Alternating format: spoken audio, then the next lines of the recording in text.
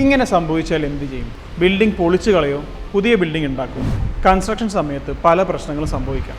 Concreting മര്യാദക്കല്ലാതാവാം, വർക്ക്മെൻഷിപ്പും മോശമാകാം, materials ഉപയോഗിച്ച quality പ്രശ്നമാകാം, engineer തന്ന specified അളവുകളിൽ കുറഞ്ഞിട്ടും കൂടിയിട്ടും ഒക്കെ മെറ്റീരിയലുകൾ ഉപയോഗിച്ച് പണി ചെയ്യാം.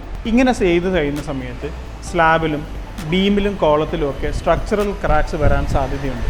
ഈ ക്രാക്കുകൾ വരുന്നത് ബിൽഡിങ്ങിന് ആവശ്യമായ ലോഡ് താങ്ങാൻ തക്കത സ്ട്രെങ്ത് ഇതിനില്ല എന്നാണ് കാണിക്കുന്നത്. ഇങ്ങനെ സംഭവിച്ചാൽ എന്ത് ചെയ്യും? ബിൽഡിംഗ് പൊളിച്ചു കളയോ, പുതിയ ബിൽഡിംഗ് ഉണ്ടാക്കുമോ? ഇതൊന്നും ചെയ്യാതെ ഈ ബിൽഡിങ്ങിൻ്റെ സ്ട്രെങ്ത്ത് ആദ്യം പ്ലാൻ ചെയ്തേക്കാട്ടി 3 ഇരട്ടിയായി നമുക്ക് ഇന്ന് വർദ്ധിപ്പിക്കാൻ പറ്റും. അതിനായി ഒരുപാട് കോൺക്രീറ്റ് സ്ട്രെങ്തനിങ് മെത്തഡോളജി ഉണ്ട്. അതിലൊരു മെത്തഡോളജിയാണ് കാർബൺ ഫൈബർ റാപ്പിംഗ് എന്ന് പറഞ്ഞ മെത്തേഡ്.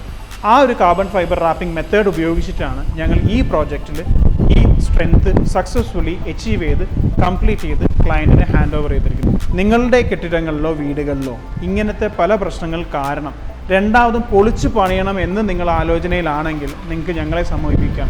ഇതുപോലത്തെ ലേറ്റസ്റ്റായി പല ടെക്നോളജികളും ഉപയോഗിച്ച് അതേ സ്ട്രക്ചർ അല്ലെങ്കിൽ ബിൽഡിങ്ങിനെ റീസ്ട്രെങ്തൻ ചെയ്ത് ആദ്യത്തെ ഡിസൈൻ പ്രകാരം എന്ത് സ്ട്രെങ്ത്താണോ ഉദ്ദേശിച്ച് അതിനെയും കാട്ടി 3 ഇരട്ടി സ്ട്രെങ്ത്തിലേക്ക് നമുക്ക് ഈ ബിൽഡിങ്സിനെയോ സ്ട്രക്ചേഴ്സിനെയോ എത്തിക്കാൻ ഇന്ന് സാധിക്കും.